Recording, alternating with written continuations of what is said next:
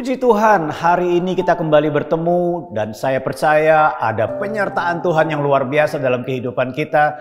Dan setiap hari ketika kita berjalan bersama dengan Tuhan merupakan hari yang baru, penuh dengan kekuatan, penghiburan, bahkan juga pemeliharaan Tuhan yang sempurna. Saudara yang kasih dalam Tuhan, ketika Tuhan memanggil kita sebagai orang yang diselamatkan, panggilan itu bukan hanya tertuju kepada diri kita, tetapi Tuhan menginginkan kita mengerjakan panggilan itu juga untuk menjadi berkat bagi orang lain. Salah satunya adalah kita menjadi pembimbing bagi orang lain. Nah, tentunya ketika membimbing orang itu, saudara, tidak selamanya mudah. Tidak semua orang gampang diatur. Tidak semua orang gampang untuk kita bimbing sesuai dengan kebenaran firman Tuhan. Dan tentunya ketika kita sebagai pembimbing, kita bukan hanya membimbing dengan perkataan, tetapi juga dengan teladan hidup. Nah, inilah yang menjadi pokok pembicaraan kita hari ini. Karena kita tahu persis bahwa Tuhan menghendaki yang demikian. Mari kita akan lihat bersama-sama, saudara, membimbing orang untuk berjalan dalam kebenaran merupakan panggilan setiap orang percaya. Sebab setiap kita adalah terang dunia, tetapi akan menjadi sandungan jika kita tidak bersikap adil dalam membimbing sesama. Ya. Nah, kita akan lihat bersama-sama di dalam Lukas pasal yang ke-6 ayat 37 sampai dengan 42. Saya akan baca ayat 39, 41 sampai dengan 42. Dikatakan demikian, Yesus mengatakan pula suatu perumpamaan kepada mereka, dapatkah orang buta menuntun orang buta? Bukankah keduanya akan jatuh ke dalam lubang? Mengapakah engkau melihat selumbar di dalam mata saudaramu, sedangkan balok di dalam matamu sendiri tidak engkau ketahui? Bagaimanakah engkau dapat berkata kepada saudaramu, saudara, biarlah aku mengeluarkan selumbar yang ada di dalam matamu, padahal balok yang ada di dalam matamu tidak engkau lihat? Hai orang munafik, dikatakan, keluarkanlah dahulu balok dari matamu, maka engkau akan melihat dengan jelas untuk mengeluarkan selumbar itu dari mata saudaramu. Perumpamaan ini mengingatkan kepada kita untuk menjadi terang yang membimbing orang lain kepada kebenaran, dan kita harus bersikap adil baik terhadap orang yang kita bimbing maupun terhadap diri kita. Nah, saudara, firman Tuhan berkata, sebab ukuran yang kamu pakai untuk mengukur akan diukurkan kepadamu. Nah, bagaimana supaya kita bisa menjadi pembimbing yang adil? Yang pertama adalah singkirkan balok kita, saudara ya. Balok itu dipakai untuk menopang atap rumah di Palestina. Pastinya besar, sangat terlihat dan sangat kokoh, saudara. Ya.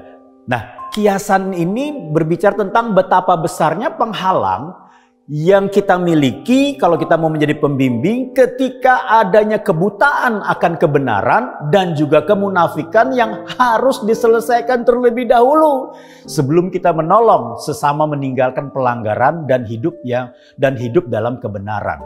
Nah, saudara yang kasih dalam Tuhan, jangan hanya berfokus kepada kesalahan orang lain. Perhatikan juga diri kita. Jangan hanya berfokus kepada kesalahan orang lain sehingga kita gampang menghakimi. Jangan berfokus kepada kesalahan orang lain sehingga kita mudah sekali untuk menyalahkan mereka.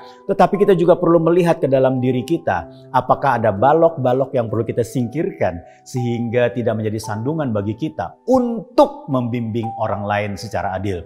Yang kedua adalah keluarkan selumbar sesama. Selumbar itu seperti serpihan jerami dan juga serpihan ranting kayu atau rambut yang menempel di mata. Kecil sekali, saudara, tetapi cukup mengganggu. Sulit untuk orang melihat dengan jelas. Panggilan kita untuk membantu sesama agar dapat melihat kebenaran dan teladan ketaatan. Bukan hanya mengerti kebenaran, tapi melihat melalui teladan kita di dalam ketaatan pada firman Tuhan. Setelah kita membereskan balok agar tidak menjadi sandungan. Bukan menghakimi dan menghukum, tetapi menolong dan membebaskan mereka. Kembali lagi saya katakan, Lukas 6 ayat 38b berkata begini, sebab ukuran yang kamu pakai untuk mengukur akan diukurkan kepadamu. Betapa pentingnya kita menjadi pembimbing yang adil. Adil terhadap diri kita dan adil terhadap orang lain. Tuhan Yesus memberkati. Mari kita berdoa. Bapa di surga, biarlah Tuhan kami boleh menjadi seorang pembimbing bagi saudara-saudara kami yang mungkin bersalah, yang mungkin mengalami berbagai macam kendala dalam melakukan kebenaran. Tetapi kami juga boleh membimbing mereka, bukan hanya dengan perkataan, bukan dengan penghakiman, bukan dengan menyalahkan, tetapi kami boleh membimbing mereka ke dalam kebenaran melalui teladan hidup, karena balok-balok yang ada dalam hidup kami telah kami bereskan, sehingga kami dapat membereskan selumbar di mata saudara-saudara kami. Tolong kami Tuhan, pimpin kami ya Bapa, sertai kami ya Tuhan. Buat kami berhasil untuk melakukannya, supaya nama-Mu dipermuliakan. Dalam nama Tuhan Yesus kami berdoa. Amin. Tuhan Yesus memberkati.